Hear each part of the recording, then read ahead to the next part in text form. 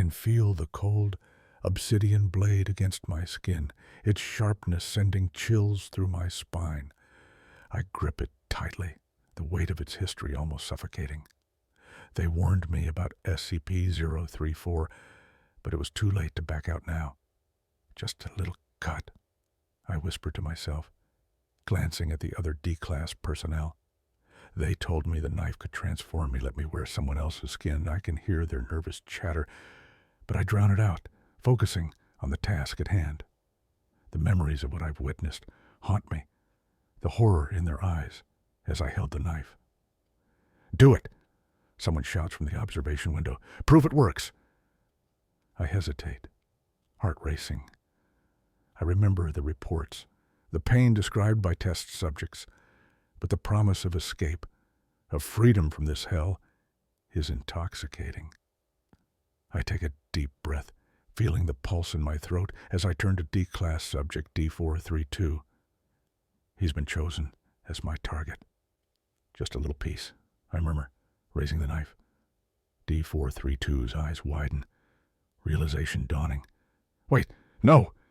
You don't have to!"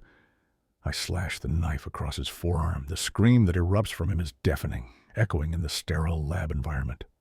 Blood wells up, glistening under the harsh lights.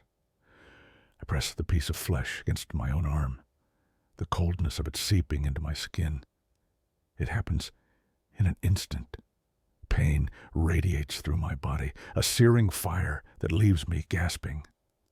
I look into the mirror and my breath catches. The transformation is brutal, yet stunning. I see D432 staring back at me, his features, his body, every detail perfect. "Get him out of here," someone shouts, but I can barely hear over the pounding of my heart. I feel different, stronger. My muscles tighten.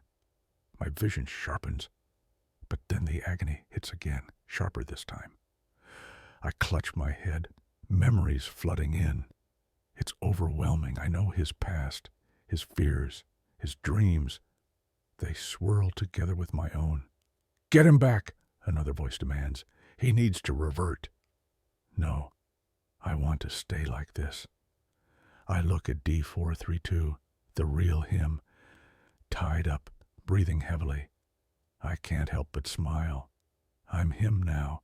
But then the laughter dies as the clock ticks down. 1 hour. That's all I have. I glance at the observers, searching for a hint of fear in their eyes. They're not afraid of me anymore. They're afraid of what this means. Suddenly, the alarms blare. The room is filled with chaos. Containment breach. Lockdown initiated. The panic surges, sending everyone into a frenzy. I know I should escape, but I'm rooted in place, conflicted by my new identity and my old self. Then I see D432's eyes widen in horror.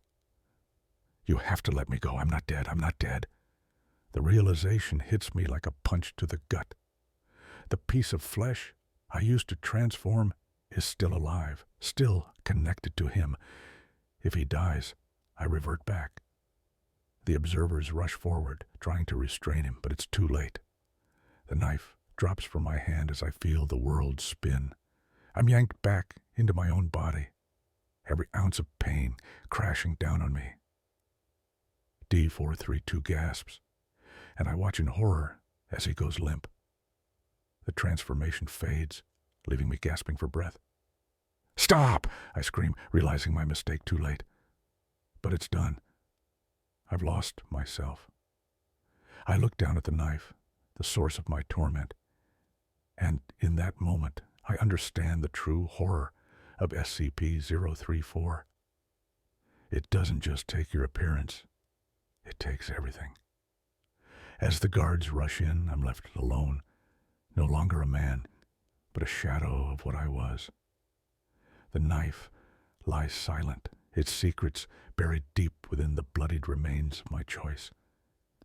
And as the lights flicker and fade, I know that I'm not the only one who has been trapped. This place, this weapon, it's all a part of a far darker game than I could ever imagine. The twist is not just in the transformation, but in the realization that the real horror is becoming someone else while losing oneself in the process.